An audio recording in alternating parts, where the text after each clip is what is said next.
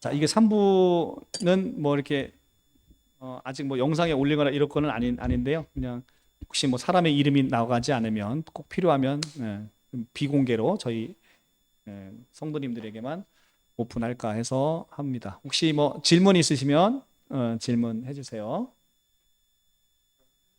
네, 네, 네, 네. 음, 음, 음, 음. 우리의 삶 전체가 모형이에요. 그러니까 우리 삶 전체는 다 모형이고 그 실체는 누구냐면 예수 그리스도예요. 그분이 오셔서 하는 것이 실체입니다. 그렇기 때문에 꺼도 됩니다. 다 끄세요. 추우시면. 그래서 이것도 꺼주셔도 돼요. 예. 그래서 그분이 오셔서 하는 것만이 실체예요. 우리 골로새서 한번 볼까요? 골로새서.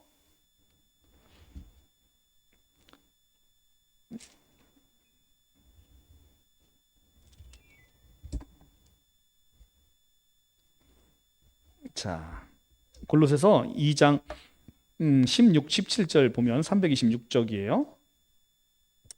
그러므로 먹고 마시는 것과 절기나 초하루나 안식일을 이유로 누구든지 너희를 비판하지 못하게 하라. 이것들은 장래 일의 그림자나 몸은 그리스도의 것이니라.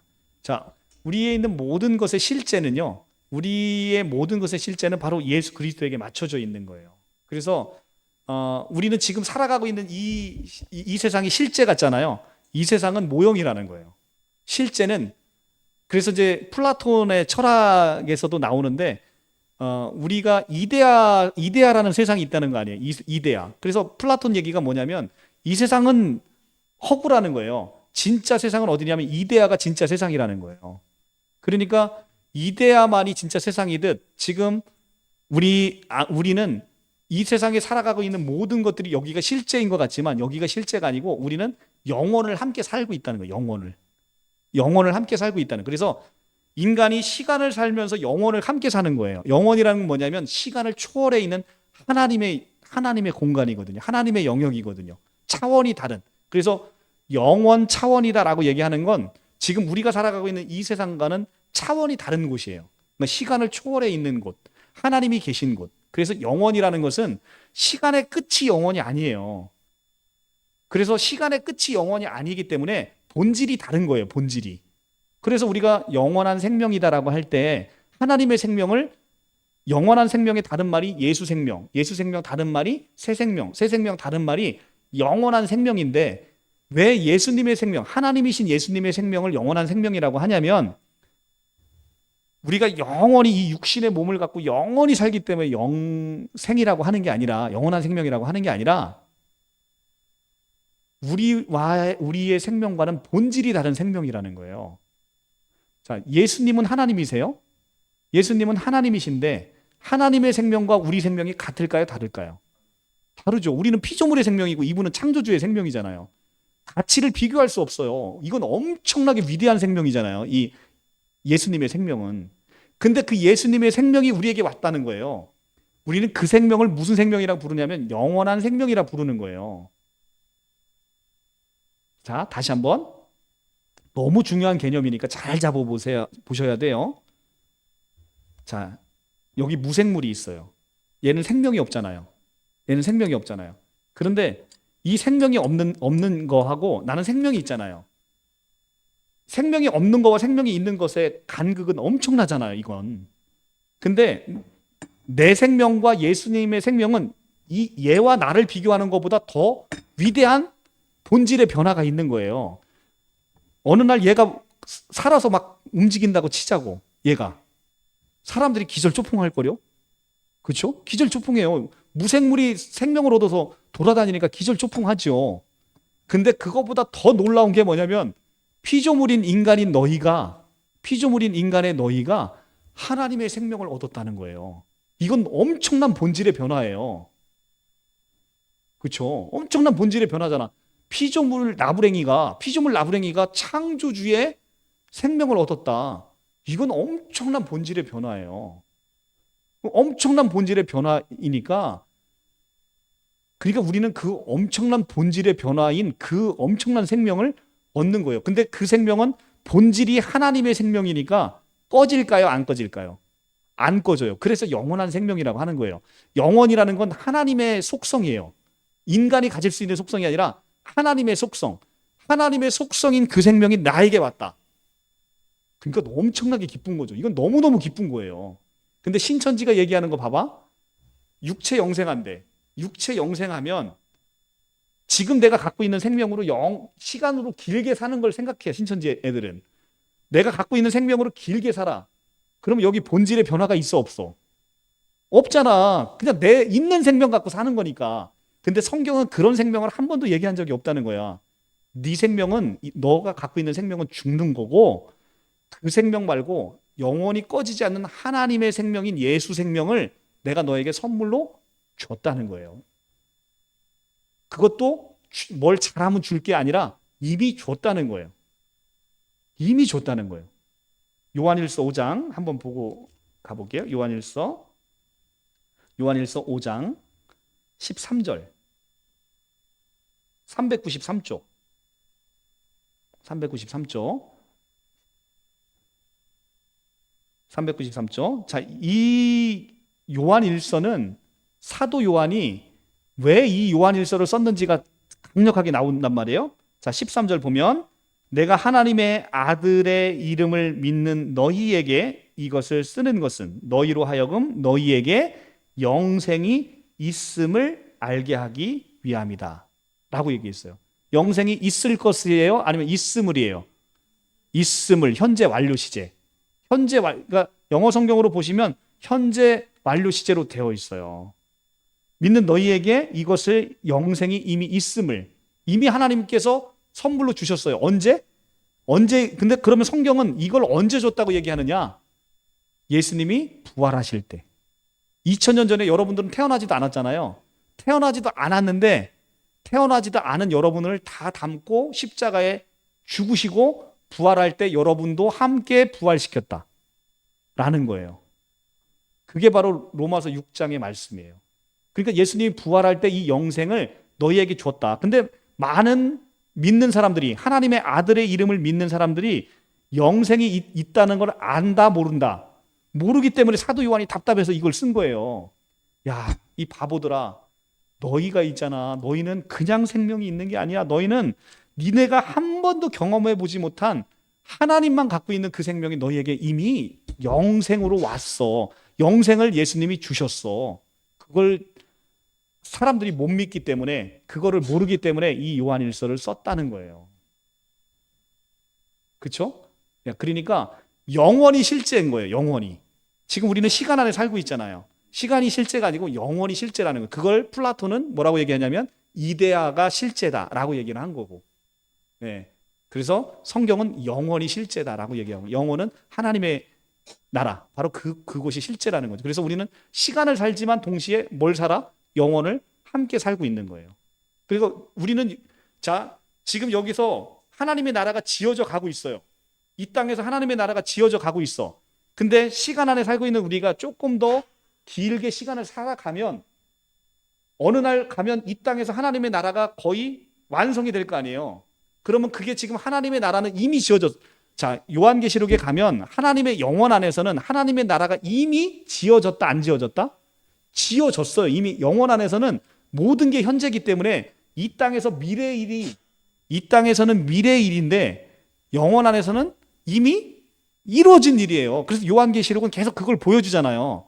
이 땅에서 고난받는 교회, 하늘에서 완성된 교회, 이걸 번갈아 가면서 환상으로 보여주고 있어요. 요한계시록이. 그러니까 하늘에서는 여러분들을 통해서 새 예루살렘을 지어져 가는데 새 하늘과 새 땅을 짓고 있는데 하늘에서는 그게 완성이 됐다는 거예요. 이미.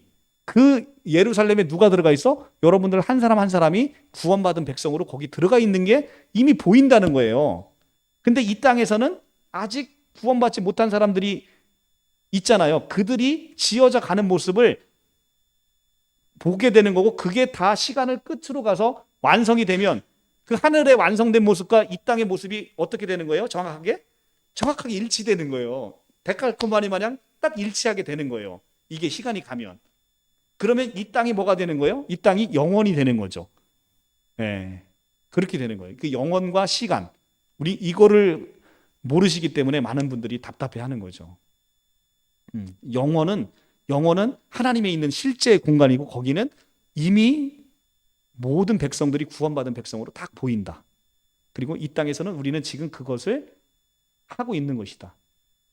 그래서 이 땅에서 우리는 지금 하고 있지만 하늘에서는 이미 완성되어 있다라는 거죠. 그러니까 여러분들은 구원을 내가 앞으로도 계속해서 많은 영혼들을 구원해 가야 되는데 하늘에서는 그 아직 태어나지도 않은 그 영혼들이 구원받은 모습으로 이미 영원한 나라에 하나님의 나라에는 이미 있어진다는 거죠. 네. 네.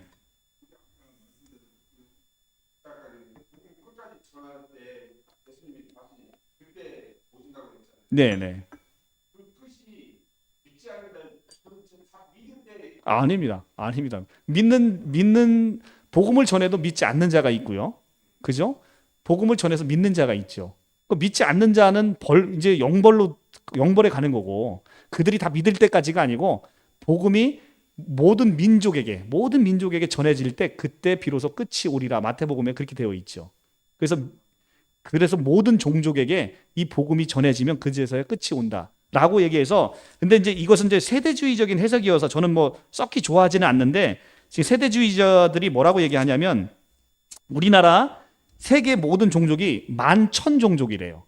11,000종족인데 지금 복음이 전해진 그 종족이 7,000종족 정도 된대요. 그래서 문서 선교회를 통해서 예수님의 재림을 앞당기기 위해서 이 복음을 그 미전도 종족에게 막 전하고자 하는 선교단체가 있어요. 실제로. 그래서 지금 예수님 말씀대로 이 천국 복음이 모든 민족에게 증언되기 위하여 온 세상에 전파되리니 그제서야 끝이 온다라고 하니까 예수님의 재림을 앞당기기 위해서 그런 선교단체도 실제로 있어요.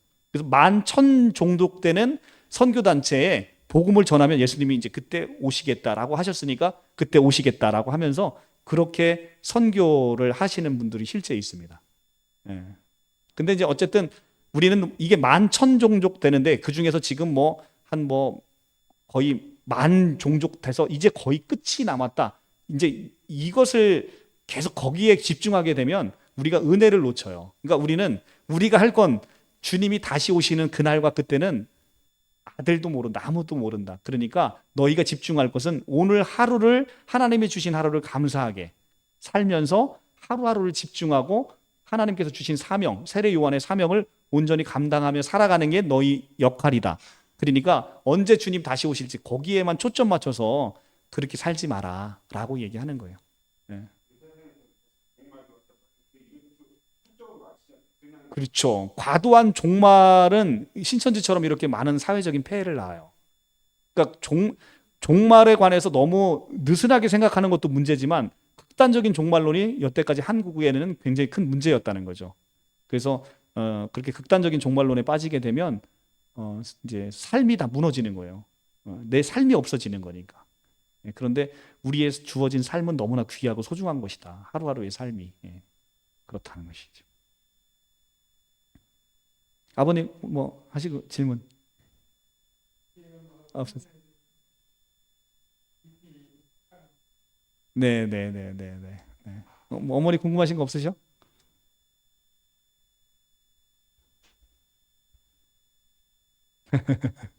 네. 음, 음, 음. 영적 생활이라는 건 어렵게 생각할 거 없어요. 우리가 영적이다라고 할 때는 그 신령한 걸 이야기하는 거거든요. 그러니까 그리스도의 영 빼놓고는 신령한 게 없는 거예요. 그러니까 신령하다라고 할 때는 우리가 그리스도와 연합되고 그리스도와 가까워질수록 우리는 신령한 사람이 되는 거예요. 그러니까 영성이라고 하는 것은 그리스도의 장성한 분량이 자라나는 거거든요. 그러니까 그리스도로 가득 차는 것, 그것이 신령한 사람인 거예요. 그러니까 영적이라는 것을 어떤 신비로운 개념으로 생각하지 마시고 그리스도의 말씀으로 내가 점점 자라나서 이 장성한 분량이 내 안에 자라나는 거죠. 그래서 자, 그리스도가 이제 여러분들에게 하나씩 태어나요. 그게 구원받는 거잖아요. 여러분들 안에 예수님이 태어나요. 2000년 전에 예수님이 이 땅에 오셔서 태어나듯이 여러분들 안에도 하나씩 하나씩 태어난단 말이에요. 태어나는데 어떤 이는 어린아이인 채로 그대로 가만히 있으면 아무런 힘이 없는 거죠. 근데 그 예수가 점점 자라나게끔 말씀으로 채워가는 거죠. 그럼 예수님이 장성한 분량으로 자라나요. 그러면 내 안에 예수님이 요만했는데 나머지는 98%는 다 나야. 예수님은 요만해. 근데 예수님이 점점 자라나. 예수님이 98%야. 나는 이만큼밖에, 조금밖에 없어. 그런 사람이 신령한 사람인 거죠. 예. 그러니까 그리스도의 말씀으로 자꾸 채워나가면 우리 자체가 신령한 사람이 되는 거죠. 예.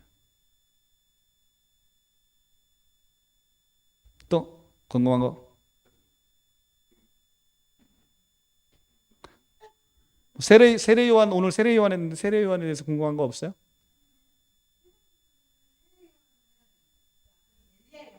음,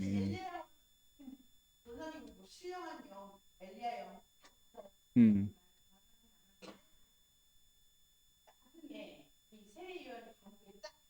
음.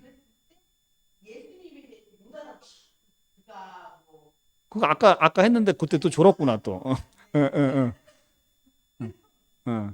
못 알아보는 게 아니라 오실 그이가 당신이니까 우리가 다른 일을 기다리리까라고 물어보는 거죠. 예, 예. 근데 그 물어보는 걸로 배도했다라고 얘기하는 건 그럼 뭐 우리 저기 성도님이 지금 계속 저한테 물어보는 게 배도한 거랑 똑같은 거야. 그러니까 그런 성경을 그렇게 보면 안 되는 거죠. 그래서 오실 그이가 당신이니까 우리가 다른 일을 기다리오리까라고 얘기를 하는데 그건 뭐 얼마든지 물어볼 수 있는 거예요. 그러니까 예수님이 친절하게 대답을 해주시죠. 그 이사야의 말씀을 딱 하면서 이사야 말씀을 딱 하면서 이렇게 전해주면 저기 세례 요한이 금방 알아먹을 거야라고 그 세례 요한 제자들에게 말씀해 줘. 그러니까 실제 이사야 말씀을 딱 하니까 아 이분이 메시아네 금방 알아먹은 거지. 이 세례 요한은 뭐냐 구약 성경에 출중했기 때문에. 그래서 직접 내가 메시아다 이렇게 말씀 안 하시고 마태복음 11장에 가면 이사야의 말씀을 인용해서 딱 말씀하시잖아요. 세례 요한은 그걸 듣고 아 이분이 메시아네. 우리가 다른 일을 기다릴 필요가 없네. 금방 알아먹은 거지. 네. 네. 아까 그게 그거예요. 정치에 참여했다는 게 헤롯 왕이 동생의 아내인 헤로디아를 취했잖아.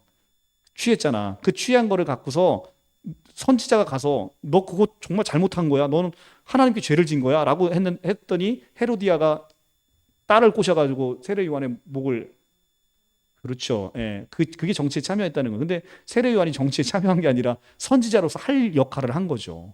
예, 유대인의 왕이 잘못된 길을 갔는데 선지자가 가서 그럼 아무 소리도 안 해야 되겠어요? 당연히 해야 되죠. 음.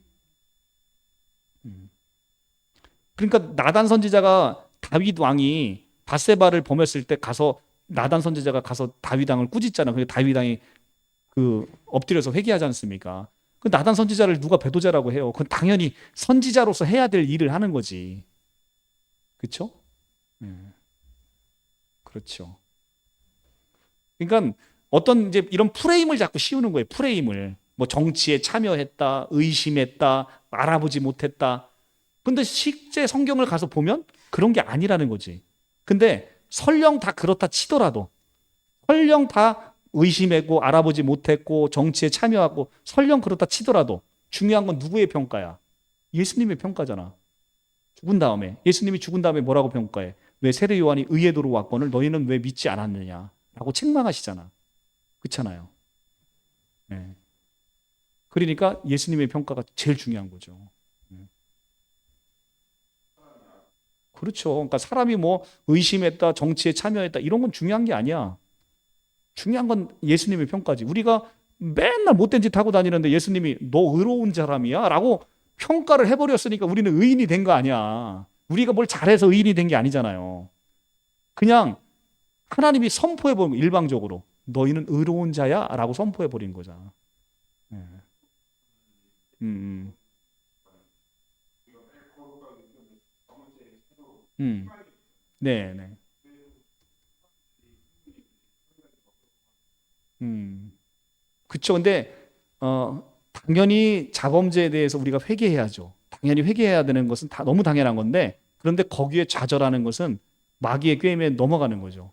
우리는 본질상 누구나 죄를 지을 수밖에 없는 인간들이에요. 그런데 그때마다 회개하고 돌아오는 것인데 중요한 것은 그 모든 자범죄도 십자가에서 다 이미 용서하신 자범죄라는 거죠. 이미 다 예수님이 우리의 모든 원죄뿐만 아니라 자범죄를 다 안고 십자가에 달려 죽으신 거죠. 그래서 내가 죄 지을 때마다 생각하는 게 뭐냐면 내가 지금 짓고 있는 이 죄 때문에 예수님이 십자가에서 더 큰 고통을 당하시는구나 라는 걸 우리가 생각하는 거죠. 예. 예. 그렇습니다. 네, 오늘 마치도록 하겠습니다. 우리 이제 수요 예배 때는 이렇게 찬양 말씀 그다음에 이렇게 우리 교통 이렇게 잠깐 할 테니까 궁금하신 거 있을 때 언제든지 물어보십시오. 네, 감사합니다.